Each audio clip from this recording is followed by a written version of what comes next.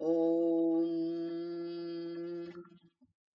सदाशिवसमारम्भां शङ्कराचार्यमध्यमाम् अस्मदाचार्यपर्यन्तां वन्दे गुरुपरम्परां।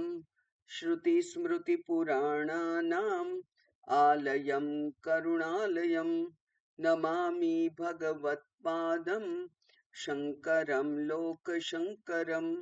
शङ्करं शङ्कराचार्यं केशवं बादरायणं सूत्रभाष्यकृतौ वन्दे भगवन्तौ पुनः पुनः।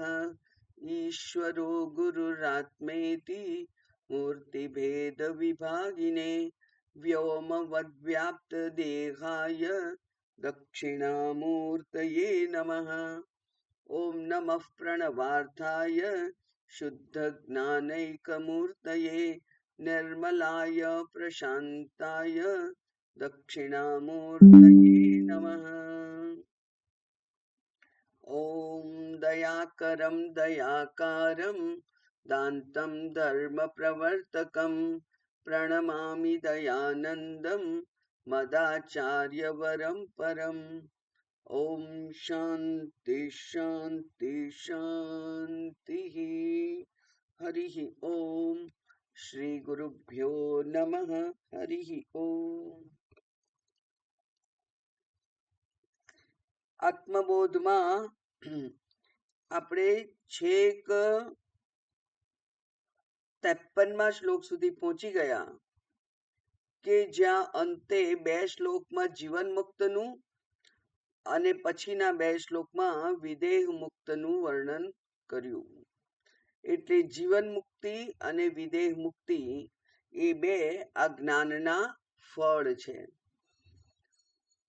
તો એ બ્રહ્મ પ્રાપ્તિ જેના આટલા મહાન ફળ છે તેનું સ્વરૂપ કેવું છે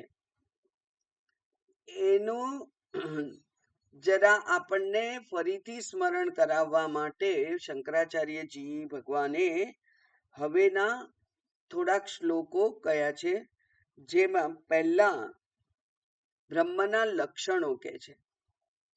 અને આપણને ખબર છે કે બ્રહ્મના લક્ષણ બે છે, સ્વરૂપ લક્ષણ છે અને તટસ્થ લક્ષણ છે.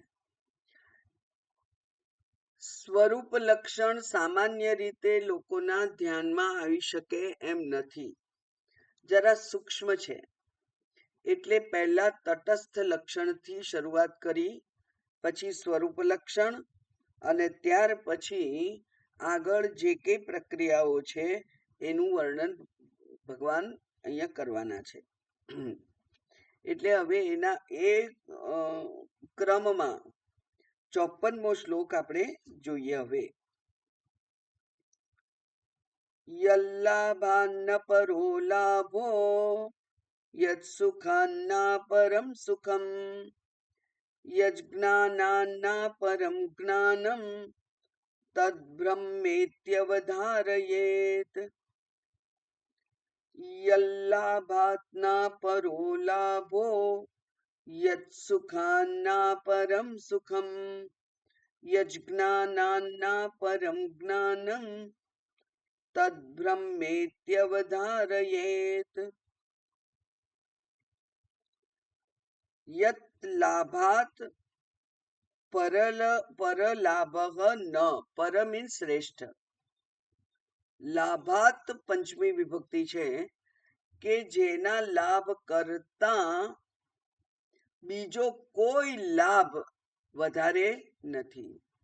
એટલે એના કરતા શ્રેષ્ઠ કઈ નથી. એનો અર્થ કે આ જે મળ્યું છે એ એનો લાભ છે, એ શ્રેષ્ઠતમ એવો લાભ છે. જ્ઞાન એ શ્રેષ્ઠ ફળ છે, જ્ઞાન એ શ્રેષ્ઠ લાભ છે. કેમ શ્રેષ્ઠ લાભ છે? કારણ કે જ્ઞાનાગ્નિ સર્વ કર્માણી ભસ્મસાત કુરુતે એવું ભગવાને ભગવદ્ ગીતામાં કહ્યું. તો એ જ્ઞાન જ્યારે પ્રાપ્ત થયું, શું જ્ઞાન? અહમ બ્રહ્મ અસ્મિ, અયમાત્મા બ્રહ્મ, એ જે જ્ઞાન પ્રાપ્ત થયું એ જ્ઞાન એ તો સર્વ કર્મોને ભસ્મ જેવા કરનાર છે. કર્મથી જ શરીરો મળે છે, બરાબર, કર્મથી જ શરીરો મળે છે. કર્મણા જાયતે જંતુહુ, એવું ભગવાને વિવેક ચૂડામણીમાં કહ્યું છે. કર્મણા જાયતે જંતુહુ, આ જંતુ કોઈ પણ જીવનો જન્મ એ કર્મ દ્વારા થાય છે. પુણ્ય અને પાપ એ આ શરીરને જન્મ આપનાર બે જ પરિબળ છે. એ પુણ્ય અને પાપ એ કર્મથી ઉત્પન્ન થાય છે. એટલે કર્મના સિદ્ધાંતને અહીંયા સમજીએ તો કર્મ દ્વારા ઉત્પન્ન થયેલું આ જે શરીર છે એ શરીર, અને કર્મ કેમ કરીએ છીએ આપણે? કારણ કે આપણે જાણીએ છીએ પેલી ત્રિપુટી, અજ્ઞાન, કર્મ, કર્મફળ, કર્મફળના ભોગ રૂપે પાપ, કર્મફળના ફળ પાપ અને પુણ્ય, અને એના ભોગ માટે બીજું એ શરીર. આ ક્રમ છે. અને અજ્ઞાન સ્વસ્વરૂપનું છે, એટલે કે અહમ સચ્ચિદાનંદ પરમ આત્મા એવું જેને જ્ઞાન નથી તે અજ્ઞાન છે. અજ્ઞાનને કારણે જ બધી ઈચ્છાઓ થાય છે, ક્રિયા થાય છે, ક્રિયાફળ થાય છે, ભોગ થાય છે, અને નવા શરીરો પ્રાપ્ત થતા રહે છે. હવે આ અજ્ઞાનનો નાશ જ્ઞાનથી થઈ ગયો. જેવી રીતે અંધકારનો નાશ પ્રકાશથી થાય, એવી રીતે જ્ઞાનથી આત્મજ્ઞાનથી અજ્ઞાન રૂપી તમસનો, અંધકારનો નાશ થઈ ગયો. એટલે હવે જે સંચિત અને આગામી એવા બે કર્મફળના મોટા મોટા હિમાલય જેવા ઢગલાઓ હતા, એ બધા જ બળીને ભસ્મ થઈ ગયા. અને એટલે હવે કોઈ કર્મ શેષ રહ્યું જ નથી આ જીવાત્માના એકાઉન્ટમાં. એટલે હવે એને ફરીથી જન્મ લેવાનો રહેતો નથી. તો આના કરતા બીજો મોટો લાભ કયો હોય? એટલે યલ લાભાત, જે લાભ જન્મ મૃત્યુના બંધનમાંથી જ, ભવરોગમાંથી જ સંપૂર્ણપણે આત્યંતિક નિવૃત્તિ, એ આત્યંતિક નિવૃત્તિ ક્યારે કોને મળે? એના જેવો લાભ તો બીજો કશો છે જ નહીં. હવે જ્યારે વિષયની આટલી મહત્તા બતાવી, ત્યારે એને પ્રાપ્ત કરવા માટે આપણે જે કંઈ કરીએ, જે કોઈ પ્રયત્નો થાય, એ પ્રયત્નોમાં આપણે 100% શક્તિ અને સામર્થ્યનો ઉપયોગ કરી અને એને જ પ્રાપ્ત કરવા માટે પ્રયત્નશીલ થઈએ. એટલા માટે આ શ્લોક છે કે હે જીવ, તું જાગ, હવે ક્યાં સુધી સૂઈ રહીશ? અને તું જાગ કે જેથી આ જ્ઞાન તને પ્રાપ્ત થાય. અને જ્ઞાન એ સર્વ કર્મોને બાળવા માટે સમર્થ છે. ભગવાને એનું પ્રોમિસ આપેલું છે.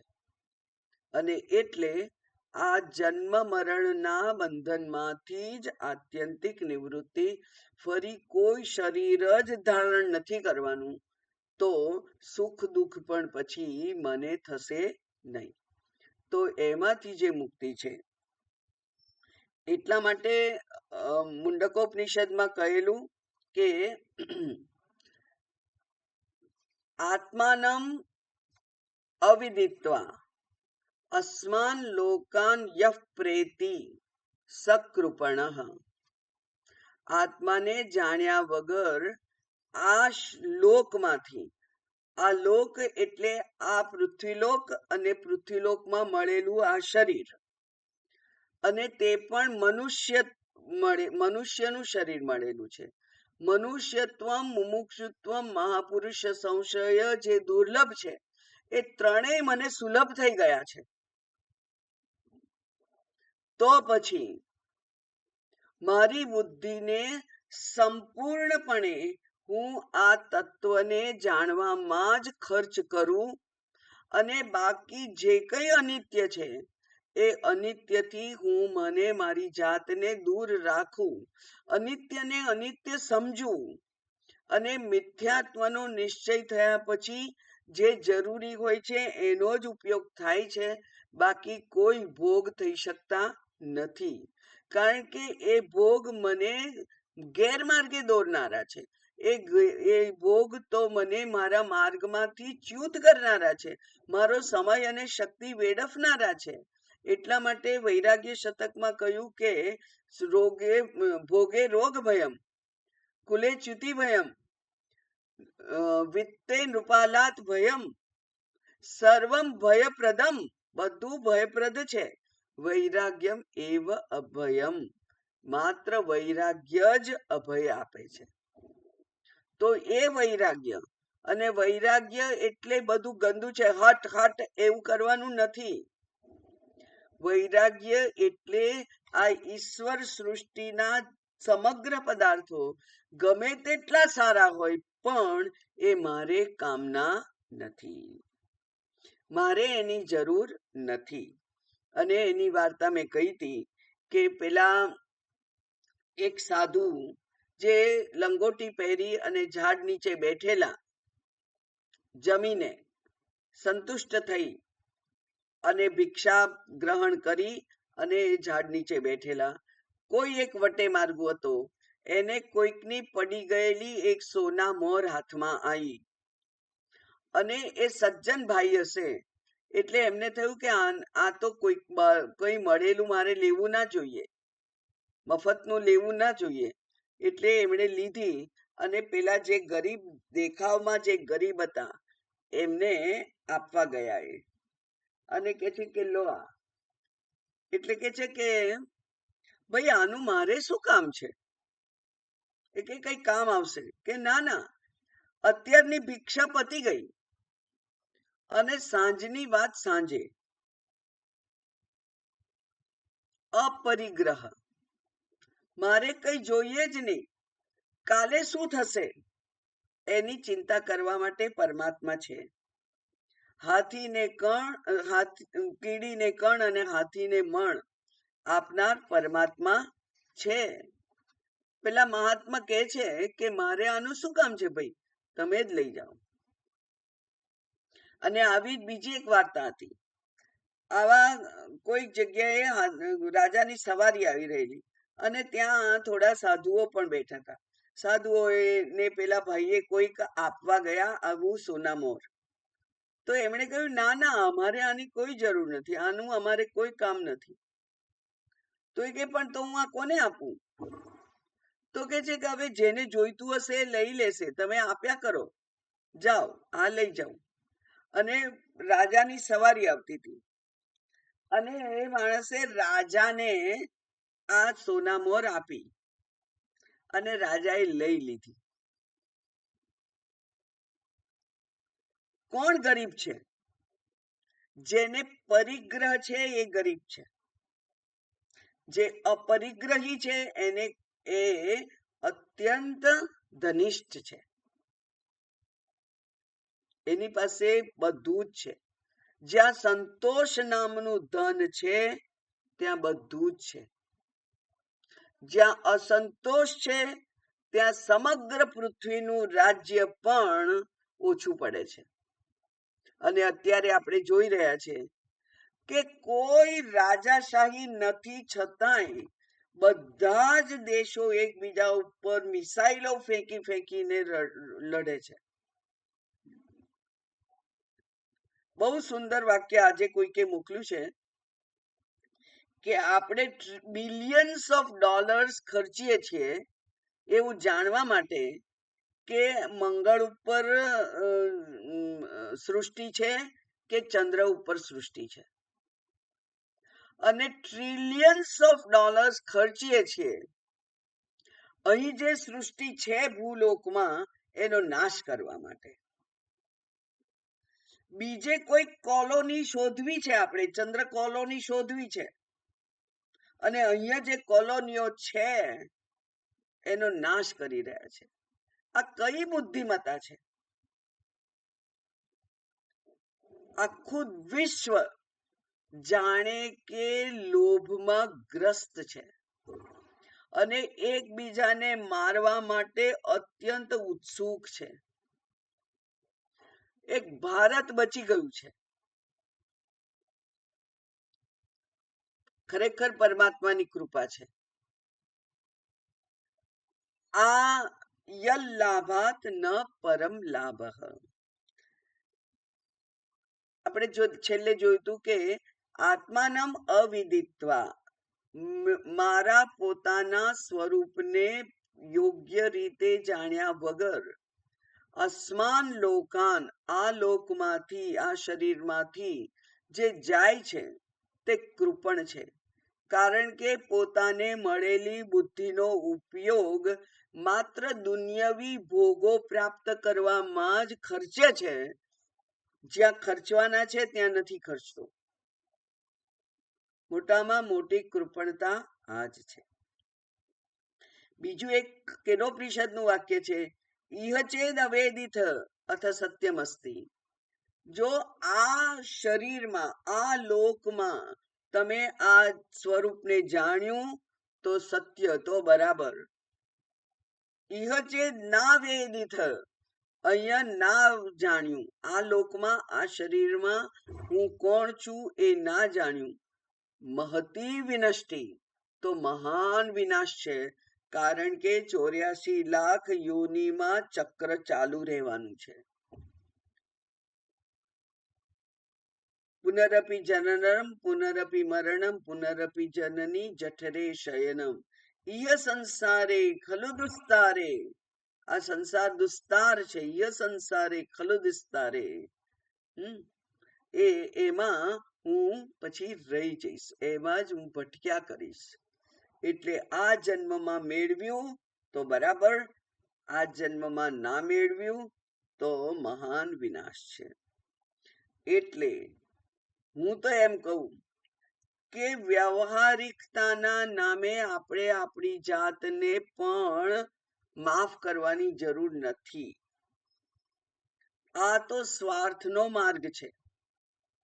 પોતાના માટે મુક્તતા પ્રાપ્ત કરવા માટે જે કંઈ કરવું પડે એ કરી લો. કુટુંબ દરવાજા સુધી છે અને પુત્ર સ્મશાન ગૃહ સુધી છે, અને લોકો તો 4 જ દિવસ વાત કરશે ને ભૂલી જશે. કોઈ કોઈનું નથી રે, કોઈ કોઈનું નથી રે.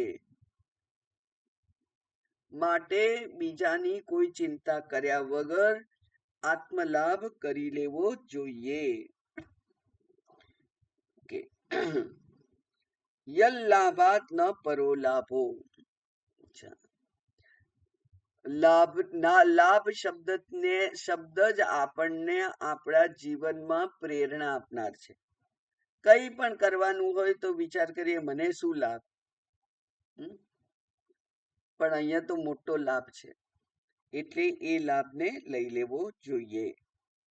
યત સુખા ન પરમ સુખમ, એના જેવું સુખ બીજું કોઈ નથી. અરે આ શાસ્ત્ર તો શું કરે છે, ઝાડ નીચે પેલો બિચારો કપડા પહેર્યા વગરનો બેઠો છે, ઠંડી ગરમી વરસાદ બધું છે, એની પાસે નથી ઓઢવા પાથરવાનું, એની પાસે નથી કોઈ છત્રી વત્રી, તો એમાં એને સૌથી વધારે સુખ છે. અને મને જે ત્રણેય ઋતુમાં રક્ષણ આપનાર, સુખ કરનાર, ગરમીમાં એર કન્ડિશનર, ઠંડીમાં રૂમ હીટર અને વરસાદ માટે સરસ મજાની છત, બધું મને મળેલું છે, તો એના કરતા સુખ બીજું કયું હોય. પણ પેલો જે છે એને ના ઘરની સ્વતંત્રતા છે, ના છાપરાની સ્વતંત્રતા છે. એટલા માટે કહ્યું યસ સુખા ના પરમ સુખમ, એ સુખ કરતા બીજું કોઈ સુખ નથી.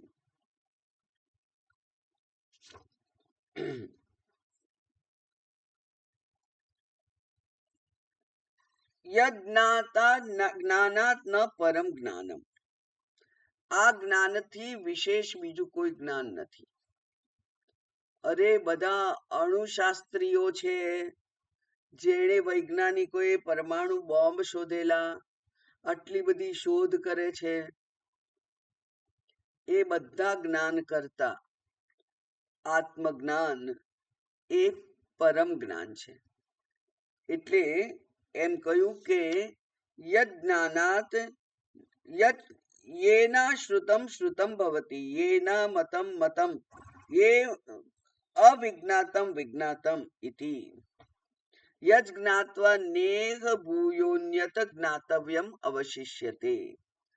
જે જાણી અને પછી બીજું કઈ જાણવાનું રહેતું નથી, એવું આ જ્ઞાન છે.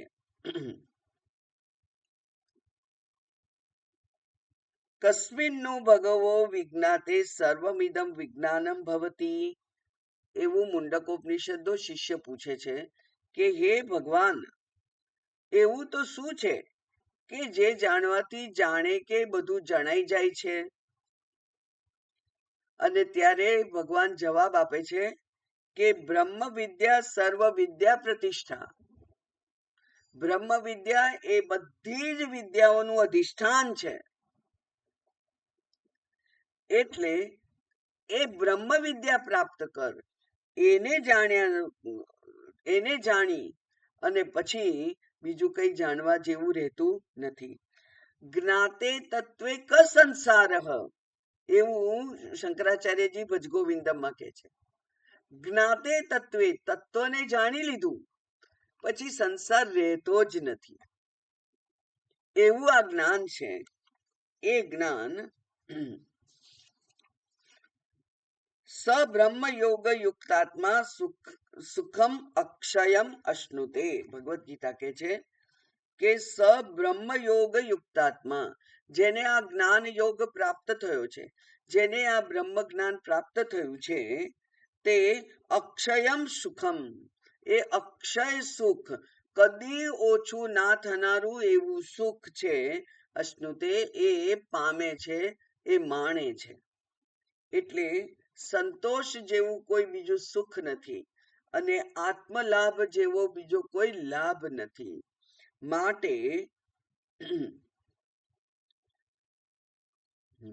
માટે આ જાણી લેવું જોઈએ.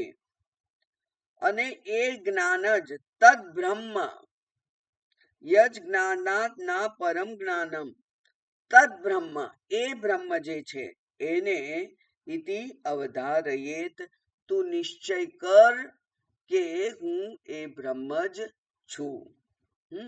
નિશ્ચય કરવામાં સરસ મજાનું ઘર, આજ્ઞાંકિત સારા એવા સુપુત્રો કે પૌત્રો કે પછી બેંક બેલેન્સ કશું વચમાં આવતું નથી.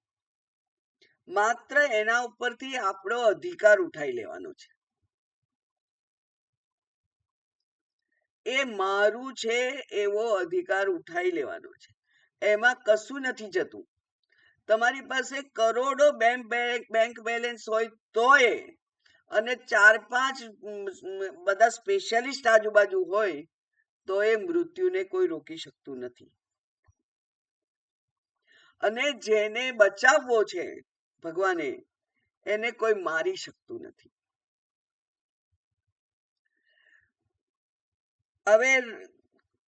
હવે પ્રશ્ન રહ્યો રોગ વગેરેનો, વૃદ્ધાવસ્થા અને રોગનો. તો એ તો સુખ અને દુઃખ તો પૂર્વજન્મના કર્મના ફળ રૂપે આ જન્મે ભોગવવા જ પડશે, કોઈ છૂટકો જ નથી. એટલે રોગની દવા હોય તોય આપણા હાથમાં નહીં આવે, જો આપણા નસીબમાં દુઃખ છે તો. અને નહીં તો રસોડામાં રહેલા કોઈ ઓસડિયાથી દવા રોગ મટી જશે, જો આપણા નસીબમાં દુઃખ નથી તો. એટલે પ્રારબ્ધમ અર્પિતમ વપુહુ એવું કહ્યું છે સાધન પંચકમાં, એ જ્ઞાની કેવો છે? એને પોતાના શરીરને પ્રારબ્ધને સમર્પિત કરી દીધું છે કે મટવાનું હશે તો મટશે. અહીંયા કેન્સર થયેલા એક મહારાજ આવે છે દરરોજ ભિક્ષા લેવા. એટલે એમને કેન્સર થયેલું, એનું ઓપરેશન થયું છે, બધું કાઢી નાખ્યું છે, હવે પેલા રેસ લેવાના છે, એવું બધી વાત છે. અને છતાંય એ આ આશ્રમમાં જે બને છે એ ભોજન ભિક્ષા લેવા એ દરરોજ આવે છે.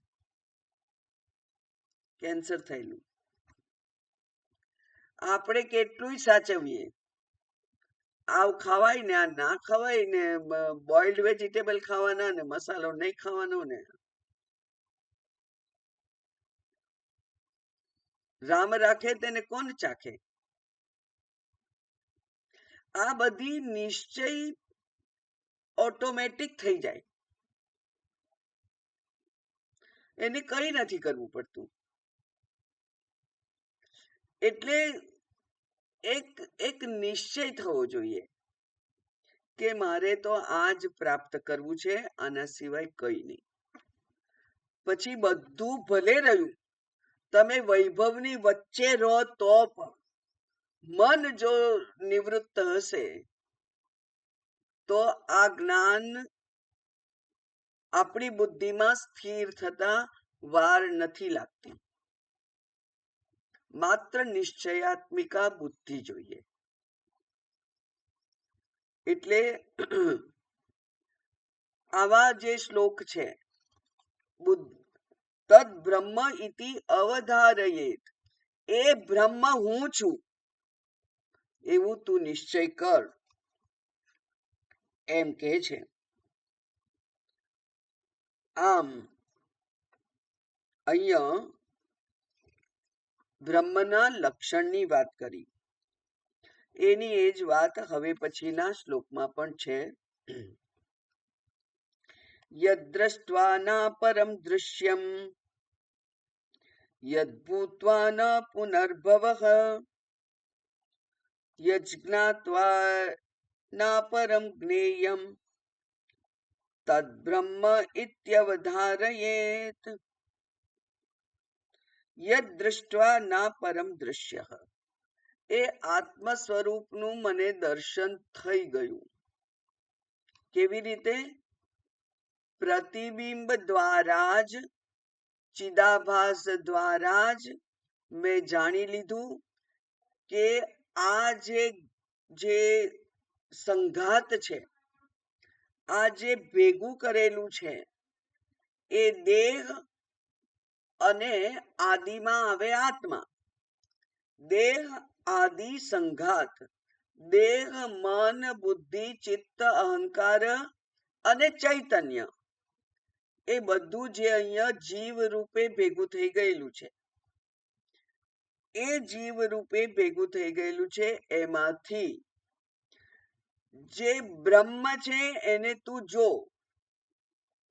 અને જે અબ્રહ્મ છે, જે અનાત્મ છે, જે અનિત્ય છે, એને આપણી દ્રષ્ટિમાંથી આપણે છોડી દેવાનું છે. એટલે ઘણી વખત કોઈ ગંદા રસ્તા ઉપરથી પસાર થતા હોઈએ આપણે, અને બધી ગંદકી આજુબાજુ હોય બાજુમાં, આપણે એના તરફ દ્રષ્ટિ નથી કરતા, ઉપેક્ષા કરીએ કે ત્યાં નથી જોવું, એનાથી દુઃખ થશે, એનાથી ગંદુ લાગશે, નો જુગુપ્સા થશે, એટલે ત્યાં નથી જોતા આપણે.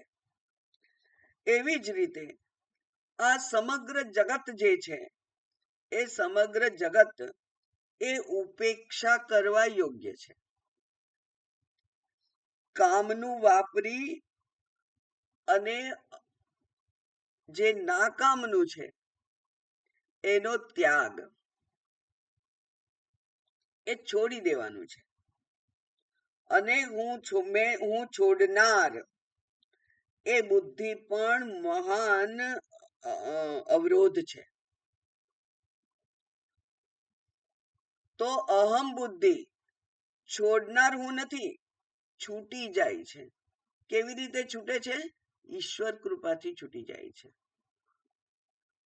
ઈશ્વર કૃપાથી આ જે કઈ અહમ બુદ્ધિ છે એ છૂટી જાય છે.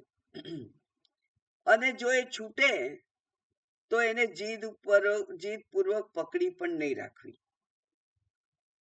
એ એવું કહ્યું, યદ દૃષ્ટવા ના પરમ દૃશ્યમ, જે જાણવા પછી જેના કરતા પરમ, જેના કરતા શ્રેષ્ઠ બીજું કોઈ દ્રશ્ય છે જ નહીં. એટલે માત્ર આત્માવારે દ્રષ્ટવ્ય, એવું કહ્યું હતું ને મૈત્રેયીને, યાજ્ઞવલ્ક્ય મુનિએ. યજ યજ શું કહ્યું? આત્માવારે દ્રષ્ટવ્ય, આત્માને જોવો જોઈએ. કર્તવ્ય કોને કહીએ છીએ આપણે? કે જે કરવું જોઈએ. એમ આત્માને જોવા માટેનો પ્રયત્ન કરવો જોઈએ. આત્મા ક્યાં દેખાય? તો એ કે છે કે એ બહાર તો નથી, બહાર મને નથી દેખાતો. બહાર દેખાય તો શ્રેષ્ઠ છે, પણ બહાર મને નથી દેખાતો, કારણ કે ત્યાં મારી સંસાર બુદ્ધિ છે, લૌકિક બુદ્ધિ છે. એટલે આત્માને મીરાબાઈએ કહ્યું કે ઉલટ ભરી મોરે નયનન કી, જે આંખ, જે ચક્ષુરેન્દ્રિય બહાર જોતી હતી એને મેં અંદર જોતા શીખવાડ્યું. અને અંદર તો આનંદ જ આનંદ છે, અંદર સૌંદર્ય છે, બ્રહ્મ છે, એનું દર્શન, જે પૂર્ણ છે, જે સુખ સ્વરૂપ છે, જે પ્રકાશમાન છે. એ પ્રકાશને જોવા માટે બીજા પ્રકાશની જરૂર નથી. એ પ્રકાશને જોવા માટે બુદ્ધિરૂપી પ્રકાશની જરૂર નથી, ચક્ષુરૂપી પ્રકાશની જરૂર નથી. આંખ બંધ હોય છે એને પણ એ દેખાય, અને જે મંદ બુદ્ધિ છે એને પણ એ દેખાય. આપણી દ્રષ્ટિએ ભલે મંદ બુદ્ધિ છે, જેમ કે અષ્ટાવક્રજી, અષ્ટાવક્રજી નહીં, જડ ભરત એને પોતે મૂર્ખ છે એવો જ વ્યવહાર કર્યા કર્યો. અંદર ગમે તેટલું જ્ઞાન હતું, પોતે મૂર્ખ છે, જડવત, મંદ બુદ્ધિ. લોકો એને પથરા મારે જ ચાલી જાય, લોકો ખવડાવે ખાઈ લે, લોકો ના ખવડાવે કઈ વાંધો નહીં, લોકો એના કપડા ફાડી નાખે. જડવત આચરેત, આચરણ કર, એમ આજ્ઞાર્થ વાક્ય છે શાસ્ત્રમાં. તો એવી રીતે આ શું છે કે યદ દ્રષ્ટવા ના પરમ દ્રશ્ય, એ બીજું કઈ જોવાલાયક છે જ નહીં. માત્ર આત્માનું દર્શન કરવા માટે તું અંતર્મુખી બન, કારણ કે બહિર્મુખીતા આપણને મળેલો એક શાપ છે. ભગવાને આપણને કેવું કહેવાય છે, વેર વિખેર કરી મૂક્યા છે. પરાંચિખાની વ્યક્ત સુરત સ્વયંભૂ, બ્રહ્માજીએ આપણને વેર વિખેર કરી મૂક્યા, બહિર્મુખી દ્રષ્ટિ કરીને. કારણ કે 5 વિષયોમાં અમારી દ્રષ્ટિ જાય છે, અને કોઈ કઈકથી ખેંચે છે, કોઈ કઈકથી ખેંચે છે. અને શાસ્ત્રમાં કેટલાક સાધુઓએ વર્ણન કર્યું છે કે એક પતિ હોય 5 પત્ની હોય તો દરેક પત્નીને પોતે પતિ જોઈતો હોય, અને ત્યારે જે ખેંચાખેંચી થાય એવી ખેંચાખેંચી આ જીવાત્માની થાય છે. કોઈ કયા વિષયમાં ખેંચી જાય, કોઈ કયા વિષયમાં ખેંચી જાય. અને આપણે બિચારા એ સંજોગોના ગુલામ, એ ઇન્દ્રિયોના ગુલામ, એ મનના ગુલામ, તે વિષય ભોગ માટે લાલાયિત થઈ જઈએ છે, લલચાઈ જઈએ છે. પણ પરાગ દ્રશ્યથી નાંતરાત્મન, એ અંતરાત્માને જોઈ નથી શકતા. એ જોવા માટેનો પ્રયત્ન કરવાનો છે. એ જ દ્રષ્ટવ્ય છે, એ જ જોવા યોગ્ય છે. અને યદ ભૂત્વા ન પુનર્ભવ, અને જે બની ગયા પછી બીજું કઈ બનવાનું રહેતું નથી. આ ઉપાધિઓ તો વારે વારે બદલાયા કરે છે. પહેલા કૌમારમ યૌવનમ જરા, પહેલા આપણે સુંદર યુવતી હતા, પછી પ્રૌઢ થયા, પછી લગ્ન થયા, પછી માતા થયા, પછી દાદી થયા, પરદાદી થઈએ, જે કંઈ થવાતું હોય બહાર એ થઈએ.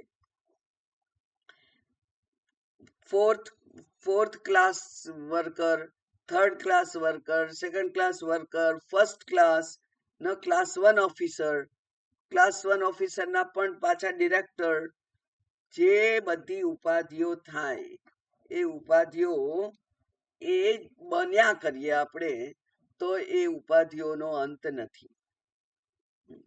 પણ યદ ભૂતવા અહમ બ્રહ્મ, કેવો અહમ બ્રહ્મ? અસંગોહમ, નિરુપાધિકોહમ, મારી કોઈ ઉપાધિ નથી. હું નથી ગુરુ, નથી શિષ્ય, નથી દેવ, નથી દાનવ, નથી મનુષ્ય, નથી અસુર, હું કોઈ નથી. હું માત્ર ચૈતન્ય સ્વરૂપ બ્રહ્મ છું. યદ ભૂત્વા ન પુનર્ભવઃ, અને એ બની ગયા પછી ફરી ફરી બનવાનું રહેતું નથી. એટલે કે બીજા જુદા જુદા શરીરો મળતા નથી. યદ ગત્વા ન નિવર્તન્તે, યદ ગત્વા ન નિવર્તન્તે, યજ જ્ઞાત્વા ના પરમ જ્ઞેયમ, ઉપરનું છે જ્ઞાન વિશેનું, એટલે જે જાણ્યા પછી બીજું કઈ જાણવાનું રહેતું નથી. અને આ જાણવાની છે ને એ ક્રિયા નથી, એ બાકીનો બધાનો વ્યતિરેક નિષેધ કરવાથી અન્વય આપોઆપ થઈ જાય છે. કારણ કે એ તો હું છું જ, એ મારું સ્વરૂપ છે. એટલે જે બહારથી આવી ગયેલું છે, જેણે વિષયોએ મારા પર આક્રમણ કરેલા છે અને મને પરતંત્ર બનાવેલું છે, એ પરતંત્રતાને હું ફગાવી દઉં. હું વિષયોનો ગુલામ નથી, તો પછી માયા કઈ કરી શકતી નથી. માયાને એક ત્રીજી આંખ બતાવવી પડે, બસ એટલું જ છે. ભગવાને ત્રીજી આંખ રાખી છે ને, કેમ? એ પેલા કામદેવને ભસ્મ કરવા માટે. એમ આ માયાને ભસ્મ કરવા માટે ત્રીજી આંખ રાખવી પડે. અને એ ત્રીજી આંખ ભગવાનની કઈ છે? જ્ઞાનાગ્નિ છે, એ જ્ઞાન ચક્ષુ છે. એ જ્ઞાન ચક્ષુ થાય તો દુનિયા ખરાબ દેખાતી જ નથી. કારણ કે દુનિયા તરફ વિષય દ્રષ્ટિ જ નથી મારી. ભોગ દ્રષ્ટિ ના હોય તો ગમે તેવું નૃત્ય, ન્યૂડ ડાન્સ, નગ્ન નૃત્ય થતું હોય તો પણ સાધુ ચડી જતો નથી. સાધુને કઈ થતું નથી. જો એને પોતાની ઇન્દ્રિયો ઉપર, એ જીતેન્દ્રિય છે, એને પોતાની ઇન્દ્રિયો ઉપર, મન ઉપર વિજય મેળવેલો હોય તો એને કઈ થતું નથી. એ ભવ્ય મહેલમાં અનંત ભોગોની વચ્ચે પણ અસંગ રહી શકે. એક પેલી વાર્તા આપણે જોઈતી, યાદ કરાવી દઉં તમને, કે એક માણસને, એક સાધુ, એને પેલા હાથીએ માળા પહેરાવી દીધી એક રાજ્યમાં. યાદ આવી વાર્તા? એક હાથીએ માળા એને પહેરાવી દીધી અને બધા લોકો એને ઘેરી વળ્યા કે હવે તમે અમારા રાજા, તમે અમારા રાજા. કારણ કે અમારા રાજ્યમાં તો આ જ રિવાજ છે કે રાજા મૃત્યુ પામે એટલે પછી હાથી જેને માળા પહેરાવે એ રાજા, તમે જ રાજા. અને પેલા બહુ આનાકાની કરી પણ ના જ માન્યા. તો પછી પેલાને થયું કે હવે ઈશ્વરે ઈચ્છા ભલી હશે, ઈશ્વરની ઈચ્છા હોય તો કઈ નહીં, હું રાજા, પણ મારી એક શરત છે કે મને એક પેટી આપો અને એ પેટીમાં હું મારી વસ્તુઓ, મારું કમંડળ ને મારા વસ્ત્રો ને બધું મારું મૂકી દઉં, મારી માળા બધું મૂકી દઉં, અને પછી એને તિજોરીમાં રાખજો, બસ એટલી મારી શરત. અને પછી એને રાજ્ય કર્યું. મંત્રીઓએ કહેલું કે રાજ્ય તો અમે જ કરીએ છીએ, રાજા તમે તો ખાલી સ્ટેમ્પ છો. રાજા જોઈએ, આપણે તો કોણ? પ્રેસિડેન્ટ જોઈએ. એટલે છે પ્રેસિડેન્ટ, પણ એ સ્ટેમ્પ પેપર, બરાબર, રબર સ્ટેમ્પ. તો આ તમે રબર સ્ટેમ્પ છો, પણ આ બધું અમે જ કરીએ છીએ. સારું કરો. અને છેલ્લે બીજા કોઈક રાજાએ જ્યારે આક્રમણ કર્યું ત્યારે પણ એ કહે છે કે હવે એ રાજાને હું મળું. કે અરે મંત્રીઓ કે અરે અમે પહોંચી વળીશું, તો કે ના ના મારે મળવું છે. તારે તારે શું કામ છે ભાઈ? કે બસ મારે રાજા બનવું છે. એક રાજ્યનો રાજા છે, એને મોટા રાજ્યના રાજા બનવું છે. તો એ કે છે કે મારી એક શરત છે, આ મંત્રીમંડળ એનું એ જ રહેશે, રાજા તું. એ કે હા ચાલશે. બસ ત્યારે કે ચાલો તમને રાજા મળી ગયો ને, તમારે જોઈતો તો રાજા, સ્ટેમ્પ પેપર મળી ગયો. પેલી મારી પેટી લાવો, હું મારું મારું કૌપિન ધારણ કરી લઉં અને કમંડળ લઈને ચાલતો થયો. એ મહેલની જે કઈ સાહેબી સુખ સાહેબી હશે, એને પેલા સંતના મનને ચલિત કર્યું નહોતું.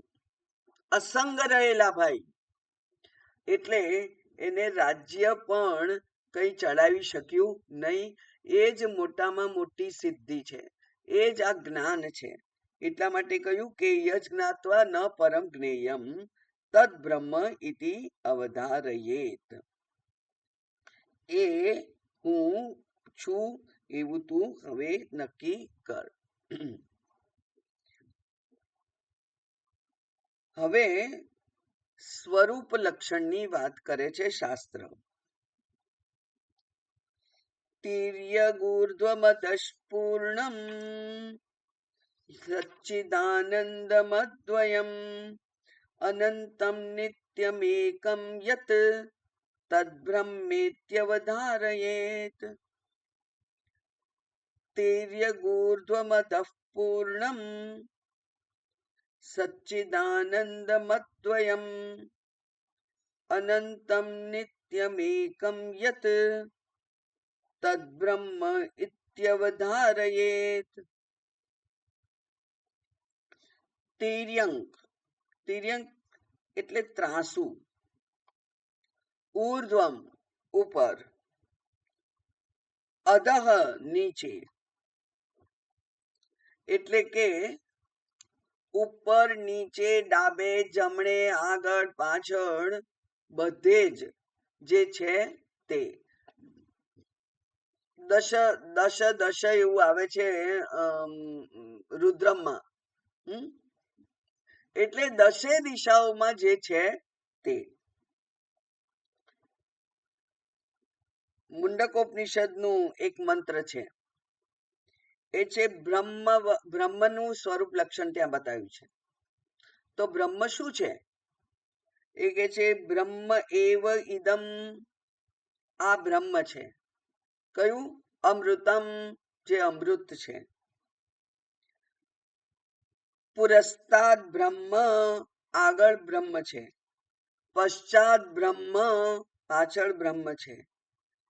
દક્ષિણસ્તશ્ચોત્તરેણ, દક્ષિણ દિશામાં બ્રહ્મ છે, ઉત્તર દિશામાં બ્રહ્મ છે. એટલે પૂર્વ પશ્ચિમ ઉત્તર દક્ષિણ થઈ ગયું. અધશ્ચ ઊર્ધ્વમ, અધ નીચે પણ બ્રહ્મ છે, ઉપર પણ બ્રહ્મ છે. પ્રસૃતમ, પ્રસરેલો છે. બ્રહ્મવેવ ઇદમ વિશ્વમ, આ સમગ્ર વિશ્વ બ્રહ્મ જ છે. ઇદમ વરિષ્ઠમ, આ વરિષ્ઠ છે, એના કરતા શ્રેષ્ઠ બીજું કોઈ જગત નથી. બ્રહ્મ એવ ઇદમ વિશ્વમ, આ આખું જગત સર્વશ્રેષ્ઠ વરિષ્ઠમ બ્રહ્મ, વરિષ્ઠમ સર્વશ્રેષ્ઠ બ્રહ્મ જ છે. એટલે કે બ્રહ્મ રૂપ જ છે. આ ઉપનિષદનું દર્શન છે. એટલે જગતમાં જણાતી કોઈ પણ વસ્તુ એ મને રુચિકર લાગે કે અરુચિકર લાગે, મને ગમે કે ના ગમે, મને સુખદ હોય યા દુઃખદ લાગતી હોય, બધી જ વસ્તુઓ બ્રહ્મ છે. એટલે આને કઈ બહુ લાંબુ સમજવાની જરૂર નથી. આપણે જાણીએ છીએ કે સર્વમ ખલુદમ બ્રહ્મ, આ બધું બ્રહ્મ જ છે. જો આ બધું જ બ્રહ્મ છે તો બ્રહ્મ કદી ગંદુ હોઈ શકે નહીં. એટલે જે કઈ છે તે સ્થાને છે, એવું બ્રહ્માત્માનંદજી કહે. એટલે બધું પોતપોતાની જગ્યાએ સારું જ છે.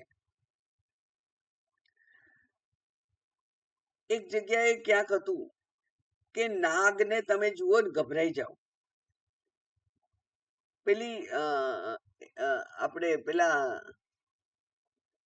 સહસ્રફેણ નાગ જે યમુનામાં હતો, એ નાગની ને મારવા માટે ભગવાન ગયા, કૃષ્ણ ભગવાન અંદર.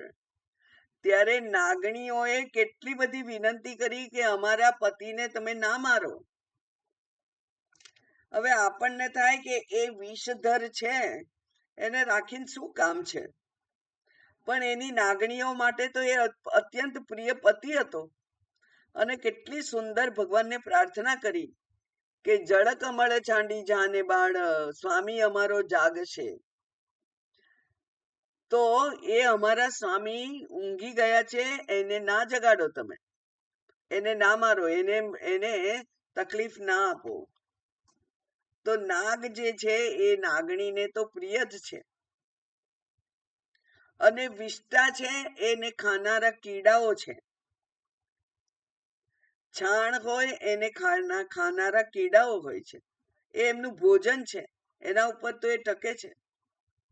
એટલે સર્વમ ખલુદમ બ્રહ્મ, કોઈ પણ વસ્તુ આ વિશ્વમાં નકામી નથી, અયોગ્ય નથી.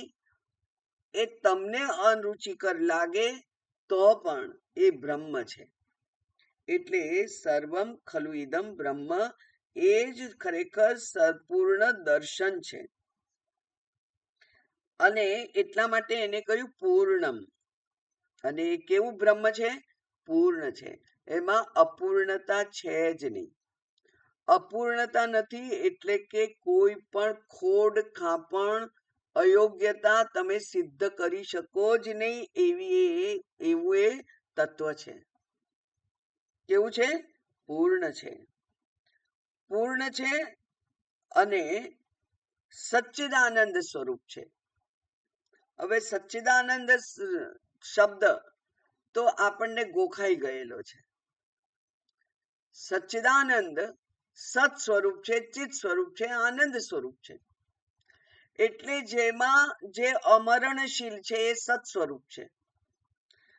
અજર અમર છે એ સત સ્વરૂપ છે.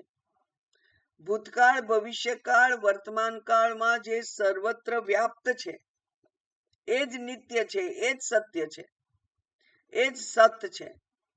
સદૈવ સૌમ્ય ઇદમગ્રે આસિત, એવું શાસ્ત્રએ કહ્યું, ઉપનિષદે કહ્યું કે હે સૌમ્ય, પહેલા માત્ર સત જ હતું. એટલે કે સતનો ક્યારેય અભાવ નહોતો. એ સતમાંથી આ સમગ્ર સૃષ્ટિનું નિર્માણ થયું છે. એટલે સર્વમ ઈશાવાસ્યમ ઇદમ સર્વમ, સર્વ કઈ સમગ્ર સૃષ્ટિ છે એને ઈશથી વ્યાપ્ત કરો. હે મુમુક્ષુઓ,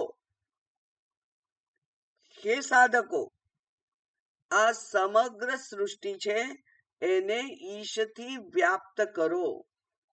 એટલે કે સમગ્ર ઈશ્વર દ્રષ્ટિ કરો તમે, એવું ત્યાં ઈશાવાસ્ય ઉપનિષદમાં કહ્યું. એટલે એ કેવું છે તો કે છે સચ્ચિદાનંદ સ્વરૂપ છે. પછી અદ્વયમ, બીજું નથી. એકમેવ અદ્વિતીયમ બ્રહ્મ, નેહ નાનાસ્તિ કિંચન. નાના એટલે અનેક, અનેકતા કઈ છે જ નહીં. એકમેવ અદ્વિતીયમ, એક છે, બીજું કશું છે જ નહીં. એટલે જ સર્વમ ખલુ ઇદમ બ્રહ્મ. અને એટલે જ અયમ આત્મા બ્રહ્મ, એટલે સર્વમ ખલુ ઇદમ આત્મા. તદેવ આત્મા અહમ અસ્મિ, એ આત્મા હું છું. એકત્વ થઈ ગયું કે નહીં? સિદ્ધ. આ એકત્વ સિદ્ધ થઈ ગયું છે. એટલે કે આ ચૈતન્ય સિવાય બીજું કઈ છે જ નહીં આ સૃષ્ટિમાં.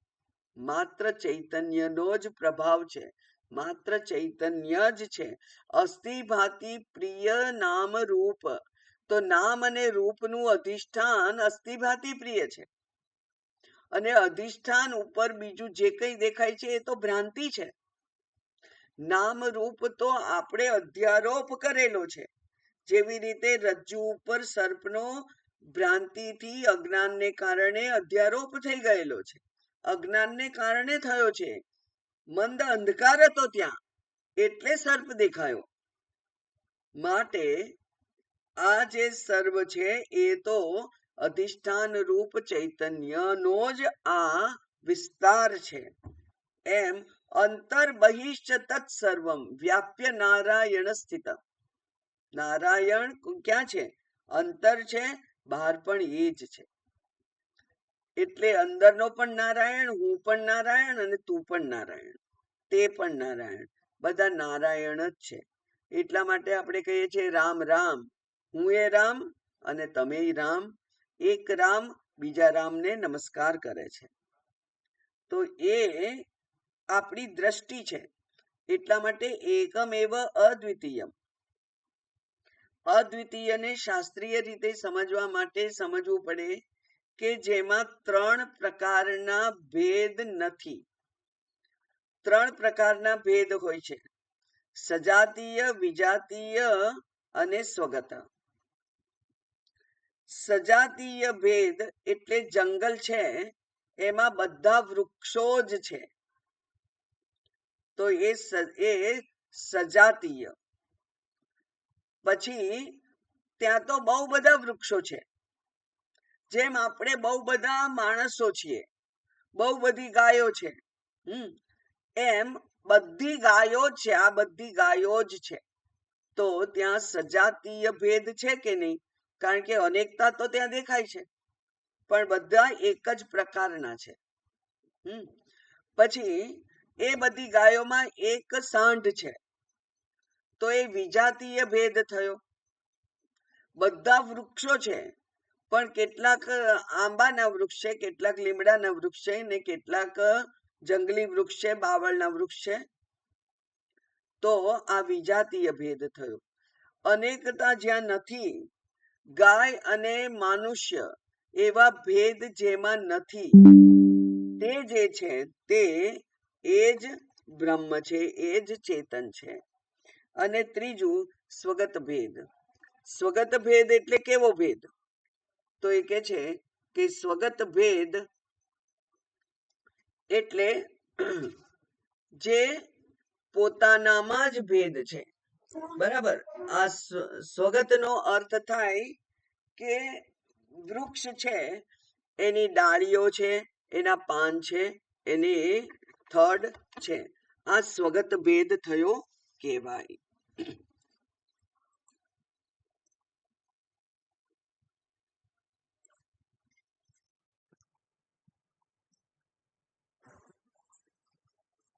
સજાતીય, વિજાતીય, સ્વગત ભેદ જેનામાં નથી, એવું અદ્વિતીયમ, અદ્વયમ, અદ્વયમ મીન્સ અદ્વિતીયમ, જે અદ્વિતીય છે તે.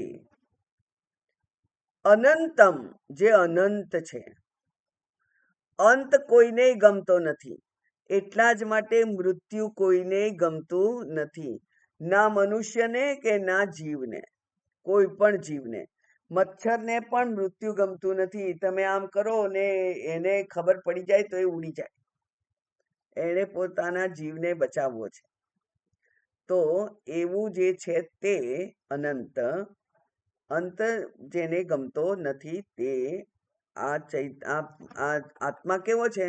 તો કે છે અજર છે, અમર છે, એનું મૃત્યુ થતું નથી, અનંત છે, એ નિત્ય છે. એ નિત્ય છે, હંમેશા છે જ, એનો કદી અભાવ થતો નથી. અને એકમ, જે એક જ છે. અદ્વય કહ્યું અને તોય ફરી એક કહ્યું, જે માત્ર એક છે. એટલે કે અનેકતા દેખાતી હોવા છતાં પણ, પ્રતીત થતી હોવા છતાં પણ એ એક છે. જેમ કે સૂર્યોદય પ્રતીત થતો હોવા છતાં પણ સૂર્યનો ઉદય નથી, સૂર્યાસ્ત પ્રતીત થતો હોવા છતાં પણ સૂર્યાસ્ત નથી. એવી જ રીતે અનેકતા પ્રતીત થાય છે, પણ એ અનેકતા નથી. એટલે સર્વમ ખલુ બ્રહ્મ, ખરેખર બધું બ્રહ્મ જ છે, તો ત્યાં અનેકતા પણ નથી. એમ અનંત છે જે તે એક છે તે યત તે તદ બ્રહ્મ ઇતિ અવધારયેત. એટલે એને તું જાણ, કારણ કે અનેકતા તો મિથ્યા છે. અનેકતા મિથ્યા છે. મિથ્યા છે એટલે દેખાય પણ ખરેખર સાચું નથી. જેમ મોતિયો આવ્યો હોય તો બે ચંદ્ર દેખાય પણ બે ચંદ્ર નથી. આ દ્રષ્ટિનો દોષ છે, એ બે ચંદ્ર હોઈ શકે નહીં. એવી જ રીતે આ પ્રતીતિ થતી હોવા છતાં પણ જે ખરેખર નથી. અને એનું સૌથી સરસ ઉદાહરણ છે ક્ષિતિજ.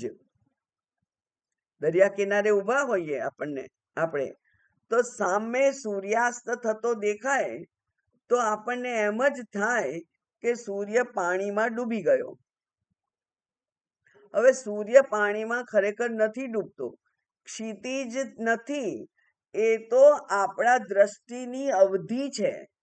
એટલે આપણને ત્યાં સીધી લીટી દેખાય છે, ખરેખર ત્યાં એવું નથી.